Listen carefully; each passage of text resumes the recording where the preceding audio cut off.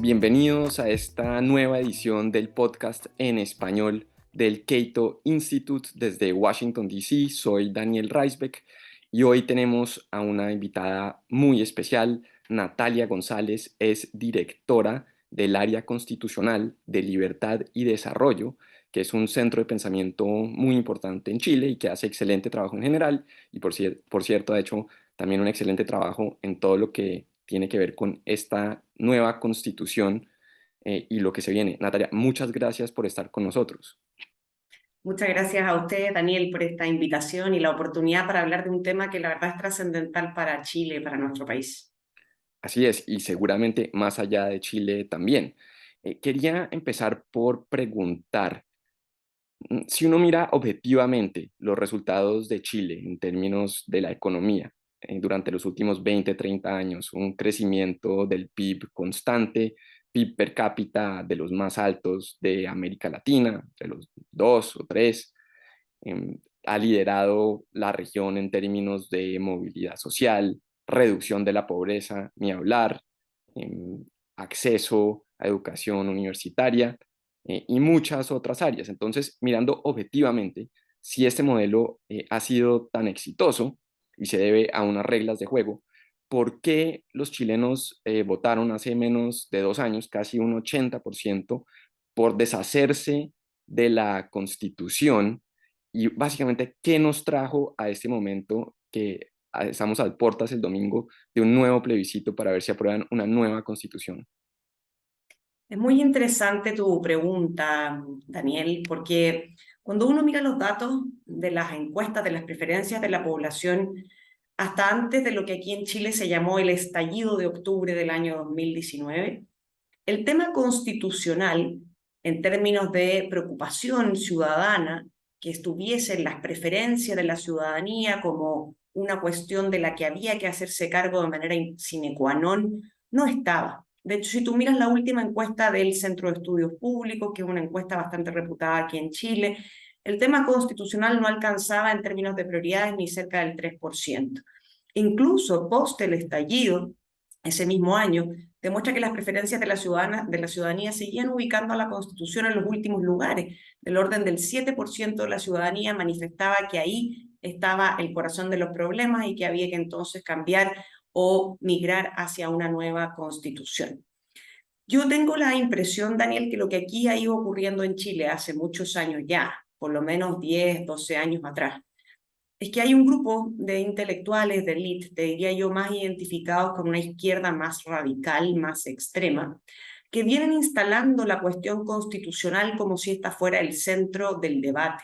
y como si la constitución actual hubiese sido el obstáculo o el problema para que buena parte de la ciudadanía, con un diagnóstico que yo no comparto, hubiese aprovechado los beneficios del progreso. ¿Y por qué no lo comparto? Porque al final la evidencia y los datos resultan muy elocuentes. Cuando uno mira esa evidencia, la verdad es que en Chile, estos datos que tú contabas al comienzo de esta entrevista, no solamente le han permitido a las clases medias o más acomodadas acceder a nuevas oportunidades y beneficios, sino que también a las clases más vulnerables y a las personas más pobres. De hecho, Chile tiene un track record de reducción de pobreza que es bien impresionante desde la vuelta de la democracia.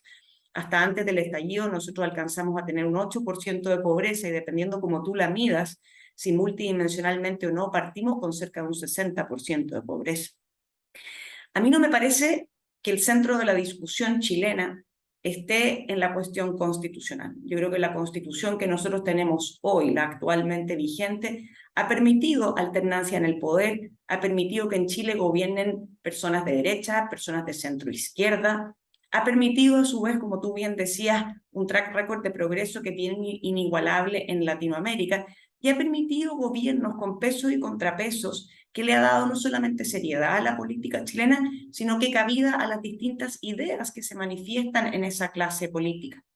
¿Qué es lo que ocurre entonces? Yo creo que una élite que venía discutiendo esta cuestión constitucional y que venía promoviendo reformas, este es un proceso que no se inicia, por así decirlo, el 2019, se inicia mucho antes con una discusión doctrinaria, académica, luego la presidenta Bachelet en su segundo gobierno lo hace suyo con una serie de cabildos ciudadanos donde se recoge este debate y ella presenta muy tardíamente en su gobierno, casi al dejarlo, una propuesta constitucional. El presidente Piñera no retoma esa discusión, justamente porque no la ubica dentro de las prioridades ciudadanas. Y bueno, luego viene el estallido de violencia. Yo más que social lo asocio con un estallido de violencia con fines políticos, que comienza esa misma clase política y doctrinaria a instalar la cuestión constitucional como que esa es la forma de solucionar el problema que Chile había manifestado en esa jornada y jornadas que vinieron después muy, muy violentas. Entonces yo te diría que es más bien la política la que instala desde arriba y cierta doctrina radical de izquierda la que nos impone que esta es una cuestión constitucional y de ahí en adelante yo te diría hemos constitucionalizado prácticamente todos los debates. Algo curioso que me ha parecido a mí durante este proceso, observándolo desde afuera, por supuesto, es que se ha creado una clara división entre esa extrema izquierda que mencionas, que es la que impulsó la Constitución, la nueva Constitución, y que ahora, por cierto, está en el poder, pero curiosamente figuras moderadas, digamos, de centro izquierda, inclusive el expresidente Ricardo Lagos, se han expresado en contra de la nueva Constitución. Entonces, inclusive acá hay un quiebre dentro de la misma izquierda, teniendo en cuenta, por supuesto, que la Constitución de 1980, criticada hasta cierto punto con razón por la manera como se aprobó en la era de Pinochet, pero si no estoy mal, ha sido enmendada o reformada más de 100 veces, unas 140 veces, durante la democracia y durante estos gobiernos de la concertación. ¿Nos puedes explicar un poco políticamente esto, cómo se ha desarrollado? Sí. A ver, efectivamente lo que tú dices es cierto. La Constitución del 80 como tal nunca entró a regir en Chile. De hecho, el año 89 y antes de la asunción de los primeros gobiernos de la democracia, los partidos políticos acordaron una serie de reformas a esa Constitución que se plebiscitaron en el año 89. Luego, cuando comienzan los gobiernos al regreso de la democracia a gobernar nuestro país, el caso del presidente Lago es el caso más emblemático porque logra aprobar una serie de reformas a la Constitución que termina con lo que se llama los enclaves autoritarios, por ejemplo, los senadores designados que tenía nuestra democracia y otras tantas otras reformas. Pero eso es un proceso que incluso continúa la presidenta Bachelet, el presidente Piñera, y de hecho hoy nuestra constitución actual, que lleva la firma del presidente Lago, no solamente tiene más de 50 reformas en tanto presentación de proyectos de reforma constitucional, que se tradujeron en más de 250 cambios a la constitución que se dice del año 80. Por lo tanto, nuestro debate constitucional siempre ha sido muy rico aquí en Chile, incluso desde el regreso a la democracia. La Constitución ha tenido muy profundos cambios desde cómo concebimos el sistema democrático, desde los pesos y contrapesos al poder, desde cómo se vota en Chile, pasando de un sistema de voto obligatorio a un sistema de voto voluntario. Hubo cambios al sistema electoral, salió de la Constitución el sistema binominal y se pasa a un sistema proporcional regulado en la ley, con una ley de quórum especial. Por lo tanto, efectivamente, esta constitución de hoy día es muy difícil, a pesar de que políticamente o en el discurso público se la quiere identificar con la constitución del año 80, es una constitución que difícilmente podríamos reconocer si la comparáramos con la constitución que se aprobó en ese plebiscito, un plebiscito cuestionado en el año 80. Por lo tanto, hoy día la constitución que tenemos vigente, muchos discutimos esto, es la constitución del presidente Ricardo Lagos, que lleva la firma además de muchos de sus ministros. Y efectivamente yo creo que lo que ocurre con la Convención Constitucional, que termina generando una propuesta que desde mi punto de vista tiene severas fallas estructurales en el sistema político, que es el corazón de una constitución, pero además en las bases de la constitución económica fundamentales para el progreso y para lograr estos anhelados y prometidos derechos sociales, que es la campaña que hace, ¿no es cierto?, la opción por el apruebo. Lo que termina ocurriendo entonces es que genera una constitución que es bastante refundacional. Y entonces ahí, la izquierda chilena, que en el año 2019, tras este estallido de violencia, de alguna manera se pliega emocionalmente, políticamente comprometida desde hace muchos años con querer tener una nueva constitución y se pliega a esta facción más radical de la izquierda extrema chilena, en demandarla y en exigir que se haga a través de una convención y no a través del Congreso Nacional, y luego con una fórmula electoral que es cierto, se pactó entre todos los partidos políticos por los quórums que se requerían, pero con una facción de la política muy asustada, te diría yo, muy temerosa, de que si este proceso no desembocaba en esta convención y en la forma en que esa convención se estaba diseñando, muy probablemente nuestra institucionalidad estaba en riesgo, ¿ya? O sea, que el presidente de la República terminara en su minuto su mandato, era una de las cuestiones que estaba sobre la mesa y por lo tanto yo podría disputar hoy día que eso se haya legislado con completa libertad y con completa deliberación y reflexión.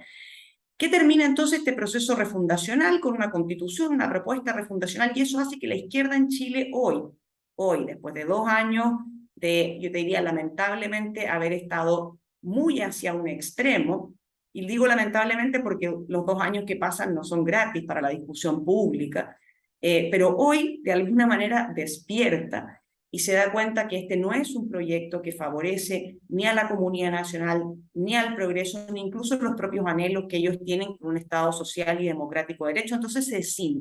se cinde de esta izquierda radical, de esta izquierda más extrema, cuestión que yo veo beneficiosa para el desarrollo de nuestra futura democracia en Chile, es decir, que la centroizquierda marque definitivamente un camino diferente del que viene mostrando esta izquierda más radical, que llega al gobierno en buena parte gracias a lo que ocurre con el estallido. Estas eran fuerzas políticas que, si bien habían alcanzado cierta representación en el Parlamento con el nuevo sistema electoral, seguían siendo fuerzas políticas que cualquier persona en el año 2019 te hubiera dicho no tienen opción de llegar al gobierno, no tienen opción todavía de ser mayoría en el Parlamento porque representan a una cantidad de personas en el país que tienen ciertas ideas que no son las que comparten las grandes mayorías de centro izquierda y de derecha, y sin embargo hoy día están instaladas en el poder gracias al impulso que da el estallido de violencia. Y por lo tanto yo veo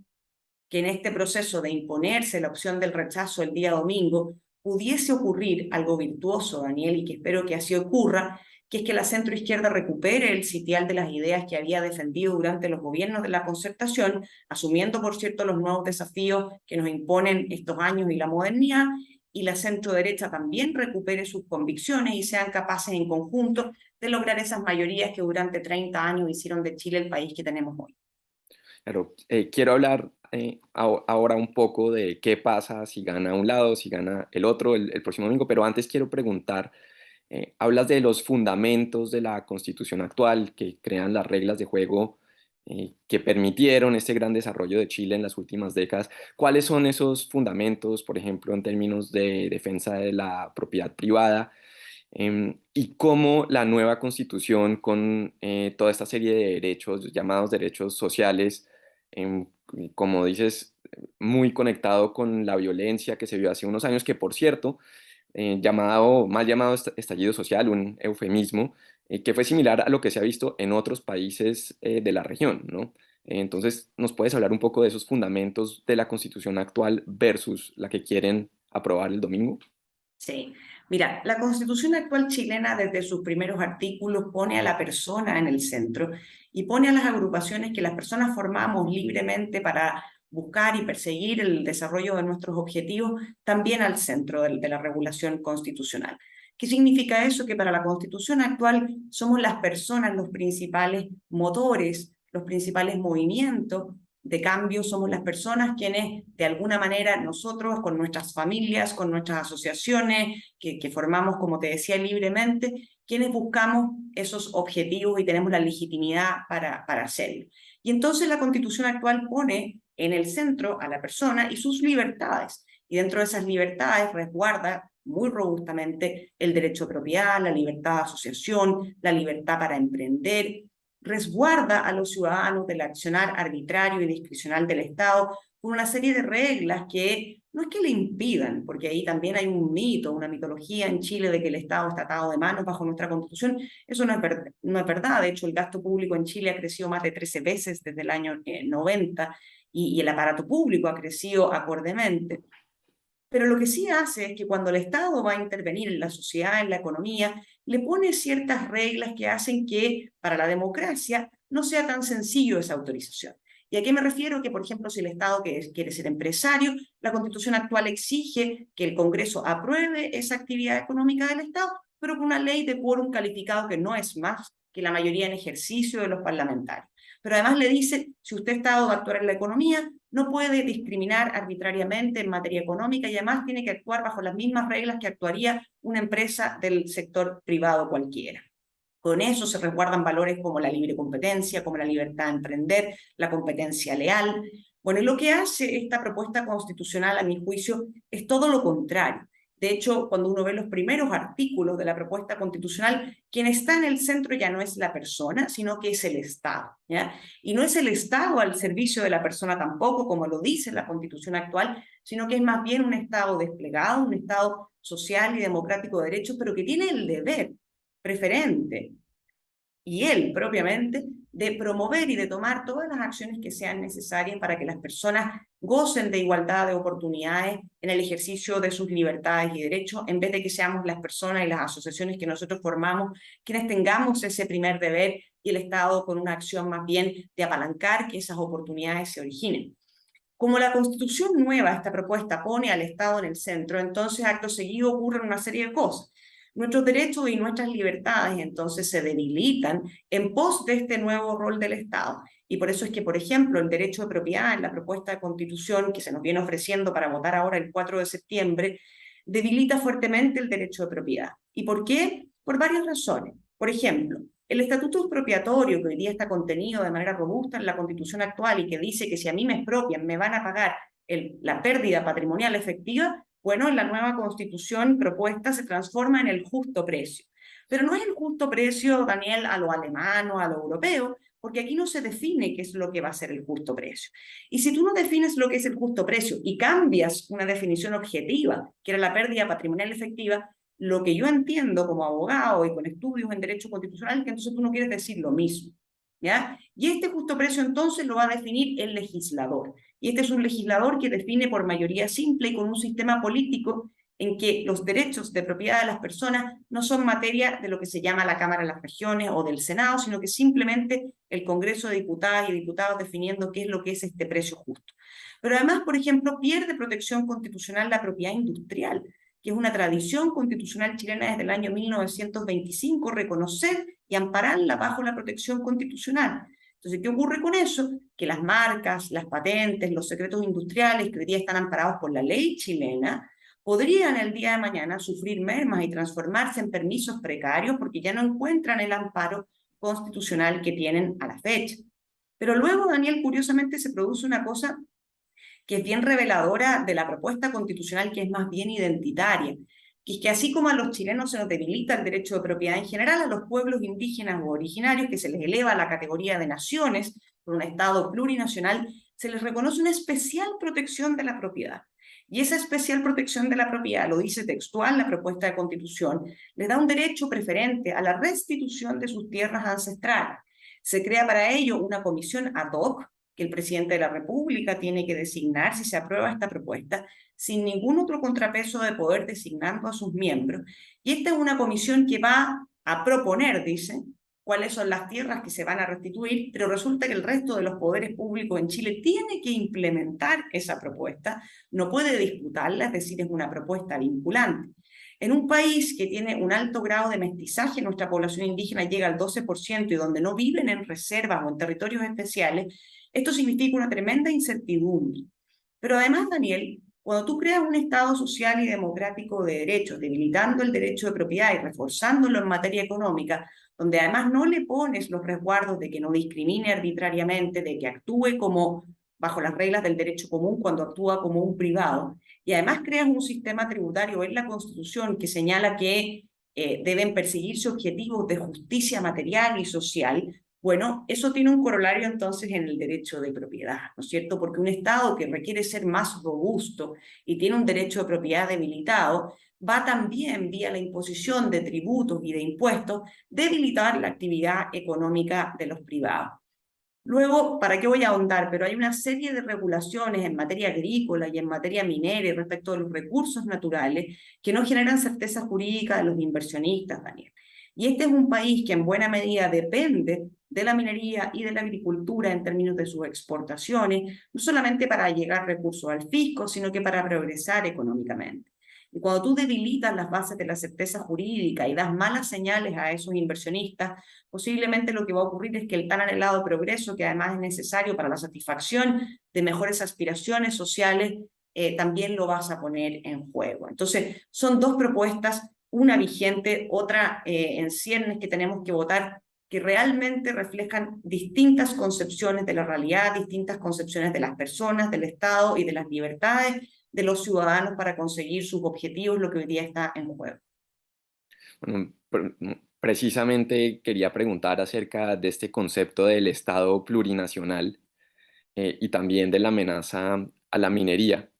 Sí. que creo que ya hablaste bastante al respecto. Una curiosidad que me queda es el aspecto político, porque aunque pareciera que la elección del actual presidente Gabriel Boric y la Asamblea Constituyente son dos procesos diferentes, pues en últimas también coinciden y bueno, Boric no puede hacer campaña abiertamente por el apruebo, pero bueno, lo está haciendo al parecer de otras maneras.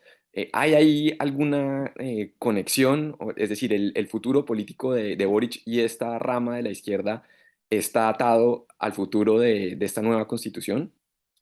Sí, yo creo que tanto el futuro como el pasado del presidente Boric está unido a la convención. Yo, como te decía antes, yo creo que no hubiera sido posible el gobierno del presidente Boric sin el estallido y sin la promoción de todos aquellos nuevos conceptos que vinieron de la mano de la convención, más bien refundacionales. Tú mencionabas uno, el de la plurinacionalidad, pero también el de esta democracia más radical, adjetivada, que abandona los valores de la democracia representativa y va migrando hacia una democracia más directa, más sustantiva, más adjetivada, que en realidad lo único que hace es, al generalizar estos conceptos, es perder la riqueza de la democracia representativa. Y el mismo presidente Boric se ha ido encargando, lamentablemente creo, estos meses, de seguir uniendo su destino al de la convención. El presidente ha hecho, y de hecho la Contraloría General de la República, en algunos casos puntuales, como el caso de su ministro secretario general de la Presidencia, ya le ha llamado la atención al gobierno por involucrarse activamente en la campaña por el apruebo o por el rechazo, debiendo ser el presidente de la República bajo nuestra institucionalidad vigente presidente. Ya él no puede manifestar una preferencia, ni su gobierno tampoco, sino más bien guiar a la población respecto a los principales aspectos de este proceso, que es con voto obligatorio, que las personas deben chequear su local electoral porque cambió en los últimos meses debido a una ley que se aprobó para acercar los locales de votación y llamar a la gente a participar del acto electoral, pero no es lo que ha hecho buena parte de sus ministros y de su gobierno. De hecho, tanto es así que cuando tú hoy día miras las encuestas y las ves meses hacia atrás, hay una relación casi perfecta, Daniel, entre el desempeño del gobierno y el desempeño de lo que la ciudadanía estima fue la convención y la propuesta constitucional. Te diría que la relación es casi uno. O sea, en la medida que la ciudadanía desvalora la propuesta constitucional y desvalora el actuar de los convencionales, asimismo cae la valoración por el gobierno. Y eso es muy complejo para el presidente, porque este es un presidente que acaba de asumir, asumió en marzo de este año, y que le quedan 3 años y medio de mandato. Yo te diría que solo en los últimos días el presidente se ha mostrado de alguna manera disponible a liderar un proceso que podría venir de ganar la opción del rechazo, porque si se impone la opción del rechazo, ya parece haber un acuerdo transversal político en Chile en que este proceso constitucional debiera continuar. Y cómo ha de continuar lo tiene que resolver el Congreso, pero el presidente de la República es un colegislador muy importante aquí en Chile y por lo tanto se va a involucrar. De manera que, si bien va a seguir siendo un actor muy relevante y ha puesto reformas sobre la mesa, estructurales, discutibles desde mi punto de vista, de cuánto nos van a acercar esas reformas a un mayor bienestar social y al progreso, él tiene que retomar la agenda, pero va a ser muy complejo, no solo para él y su sector, sino para los conceptos que ese sector ha venido defendiendo los últimos 2 años, que son conceptos que se alejan de nuestra historia republicana chilena. Y retomar esa agenda política, entonces creo yo, va a ser muy complejo y lo que va, por ejemplo, a devenir en que necesariamente el presidente tenga que hacer un cambio de gabinete para marcar un quiebre político con lo que representa su figura y su gobierno hasta hoy. Y posiblemente es factible hoy día pensar que en ese cambio de gabinete van a entrar fuerzas políticas o rostros más asociados a la exconcertación o a la centroizquierda. Mm. Eh, el, digamos, la trayectoria de las encuestas pareciera que lo que reflejan es cierto remordimiento al haber desatado este proyecto que conduce a esta nueva constitución con todos estos problemas que parece que la gente los intuye y los entiende. Sin embargo, parece no ser que al ganar el rechazo, si ese es el caso, que simplemente se mantiene la constitución actual, sino que, como dices, se mantiene un proceso constitucional. Eso parece algo extraño y también parecería que puede conducir a todo tipo de caos. Pero por otro lado, según lo que he visto, inclusive si gana el apruebo, eh, personas que están de ese lado también han admitido la necesidad de reformar la Constitución que ni siquiera se ha aprobado. Entonces, parece, como digo, un poco caótico y qué puede pasar en cada caso. Sí. Mira, hoy día efectivamente la Constitución lo que dice es que si en este proceso se impone el rechazo, entonces sigue vigente la actual Constitución, ¿ya? Y eso jurídicamente es lo que va a ocurrir, y en el caso incluso que las fuerzas políticas pactaren continuar con el proceso, porque la verdad es que lo que se ha instalado aquí en Chile, Daniel, es que más allá de que uno comparta o no, de que el centro de las preocupaciones de los chilenos, yo no lo comparto, sea una cuestión constitucional, los chilenos lo que hoy día están demandando es mejor salud, mejores pensiones, mayor seguridad pública, mejor calidad de la educación pública. Nada de eso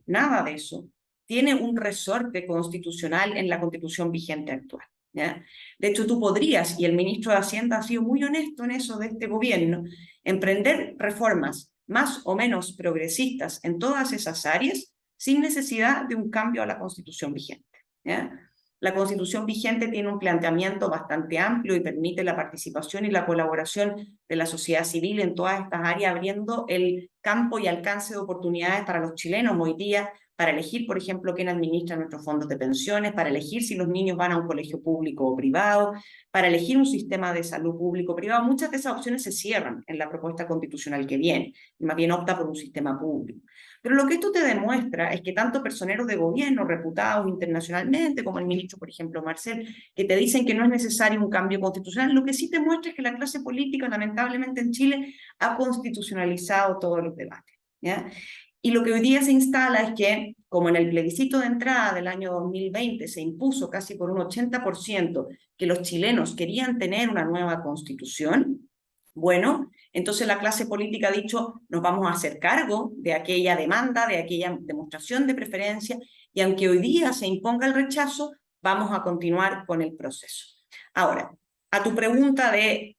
las dos opciones, porque lo que nos muestra también esto es que estos mecanismos de democracia directa son muy imperfectos y al final nos ponen una opción binaria en la que hoy día prácticamente en Chile no parece no haber nadie. Apruebo o rechazo a secas parece no existir. Y entonces está este apruebo para reformar que nos ofrecen hoy día la coalición gobernante y el rechazo para eventualmente iniciar un nuevo proceso.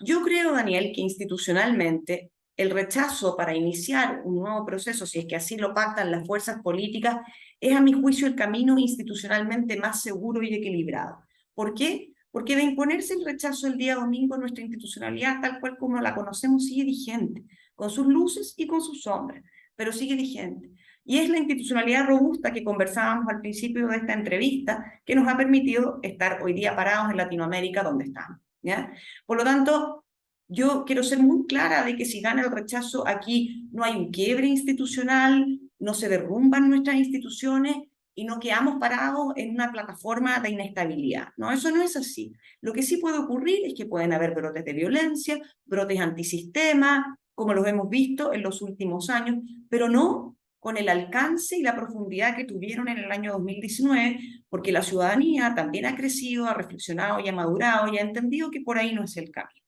¿ya? Y los niveles de tolerancia que hoy día muestra nuestra sociedad para con la violencia son mucho más bajos que los que mostró, lamentablemente, el año 2019, y hoy afortunadamente es una sociedad que se da cuenta que por el camino de la violencia no se progresa ni va a haber mayor bienestar social.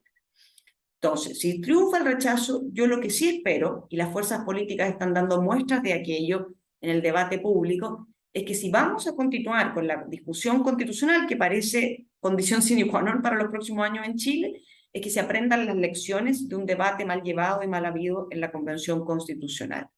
Yo creo que en Chile durante el año 2019 y 2020 la reforma constitucional que dio pie a esta convención se hizo con mucha desesperación. Desesperación porque, como te decía, había riesgo de que cayera nuestra democracia, el presidente electo, en su minuto el presidente Piñera,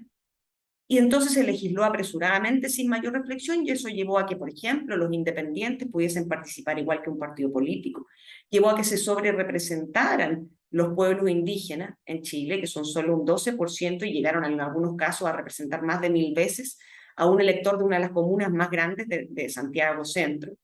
Entonces, esas lecciones que yo creo que la clase política hoy día, desde el Partido Socialista hasta la derecha, están mostrando en el debate público que se aprendieron, yo creo que hay que tomarlas y si es que se diseña un nuevo proceso constitucional, esas cuestiones hay que corregirlas. Y por supuesto hay que pensar en una convención o en una comisión o en lo que fuera, más breve en el tiempo, porque las incertezas jurídicas tienen consecuencias también para atraer inversiones a nuestro país. Un proceso electoral distinto, como te decía antes, pero además,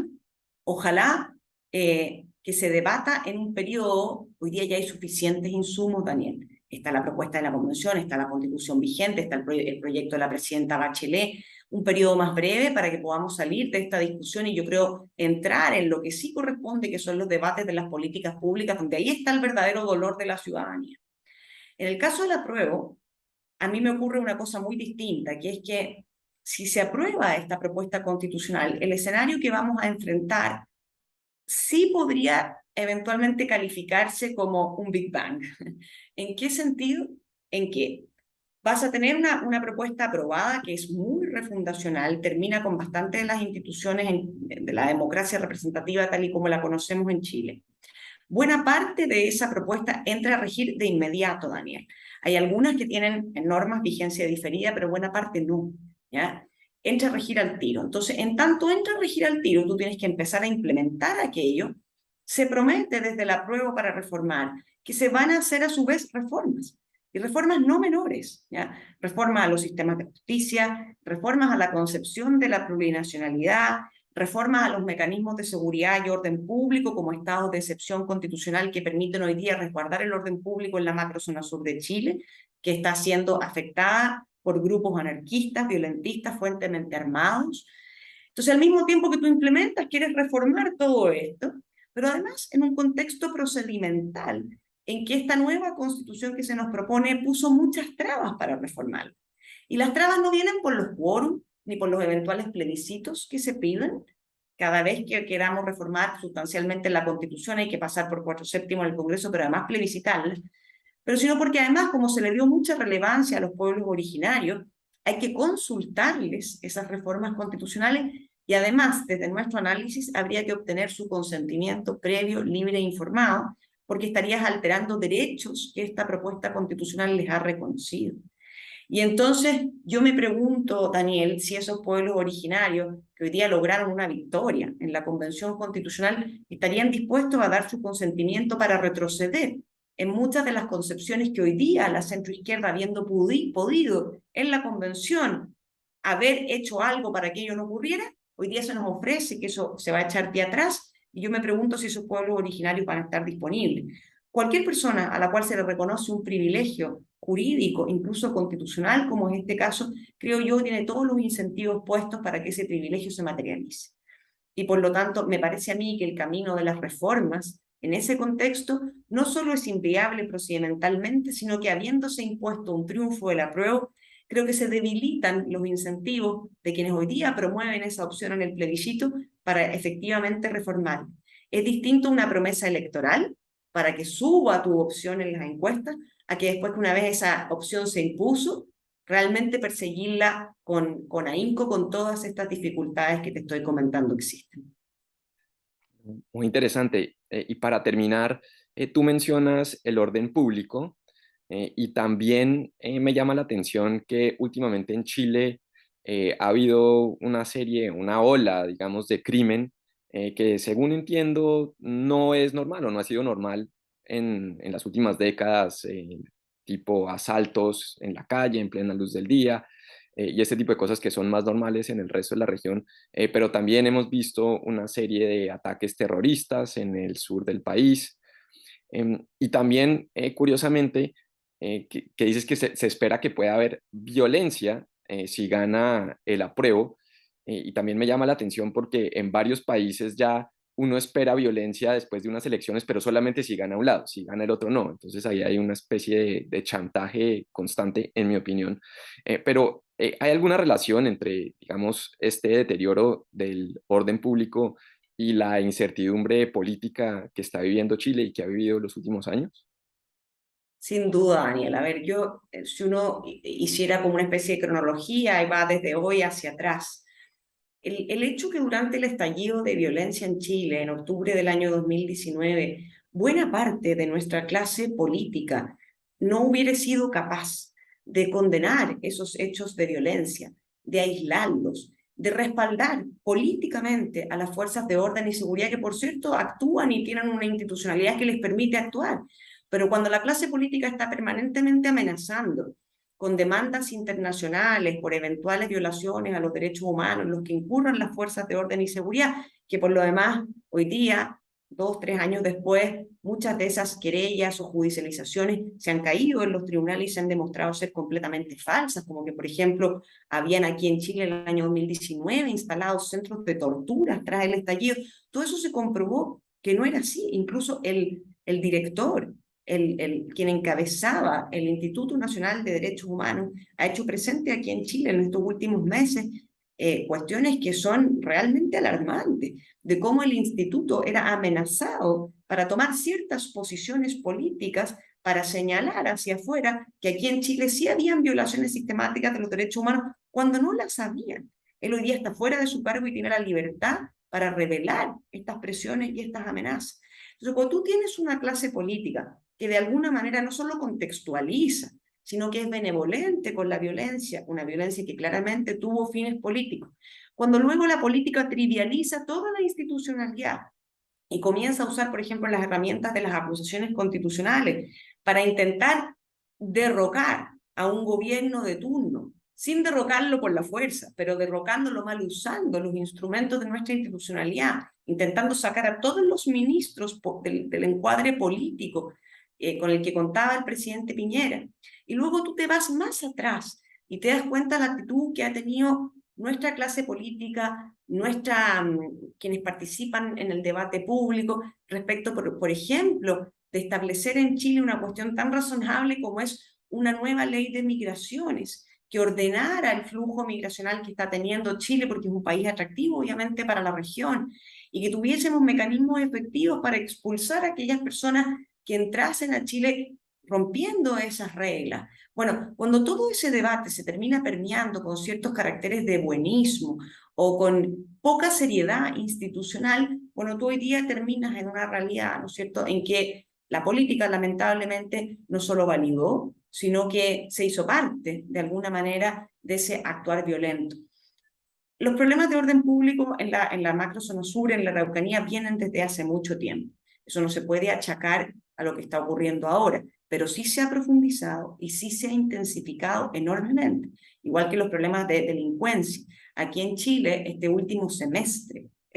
semestre han aumentado los delitos de homicidio, pero no esos homicidios que se producen en una riña en que alguna de las partes, por estar sujeta a los efectos del alcohol, termina golpeando a otra y se produce el homicidio. No, aquí ha cambiado la caracterización de los delitos y se han producido homicidios violentos con armas que no veíamos en Chile hace muchos años. La caracterización de la forma en que se lleva a cabo la vulneración del orden público en este último semestre, uno la puede calificar de que se ha ido desde delitos graves o menos graves a delitos gravísimos, ¿ya? Y entonces, ¿qué es lo que está ocurriendo acá? Y con un gobierno que además durante muchos años toleró la violencia, esa es la verdad, y que hoy día cuando asume, ¿no es cierto?, en marzo de este año, comienza poco a poco, a darse cuenta de que tiene que usar los instrumentos que la institucionalidad le permea, tuvo que poner el estado de excepción de emergencia en la Araucanía, tuvo que recién hoy, reconocer que hoy día quien está detenido, Héctor Yaitul, que es uno de los líderes de la CAM, que es esta organización terrorista en la Araucanía, reconoce hoy día que debe estar preso, como lo está haciendo, ¿no es cierto?, juzgado por la justicia chilena. Hace pocas semanas atrás nos decían que sus declaraciones eran parte de la libertad de expresión y que el gobierno no perseguía ideas. Entonces, esto ha obligado también al gobierno a mutar su posición original. Yo no sé, espero que sea genuina esa mutación y producto de un aprendizaje y de la experiencia, o si simplemente es porque hoy día son gobierno. Y ciertamente estas cuestiones de orden público, Daniel, nuevamente se reflejan en la propuesta constitucional y no para bien. Al presidente se le restan herramientas, se resta herramientas para que la sociedad civil participe en las concesiones, por ejemplo, de las cárceles, en las defensorías penales públicas. Entonces, al final, si tú ves la propuesta de la Convención en materia de seguridad, es un fiel reflejo al final de lo que hemos venido viviendo estos últimos 2 años, en que solo se ha acentuado una tolerancia política al desorden público. Bueno, Natalia, muchísimas gracias por tu tiempo y por tus explicaciones y bueno, por lo menos por mi parte, puedo decir que esperemos que los chilenos escojan mantener ese modelo que se centra alrededor del individuo y las asociaciones y las familias y no este modelo estadocéntrico que tantas veces ha fracasado en todos nuestros países. Muchas gracias. Muchas gracias a ti, Daniel. Para obtener más información acerca del Cato Institute y nuestro trabajo en pro del gobierno limitado, los mercados libres y la libertad personal en América Latina, visite nuestra página web elcato.org y síganos en Twitter en @institutocato o visite nuestra página oficial en Facebook.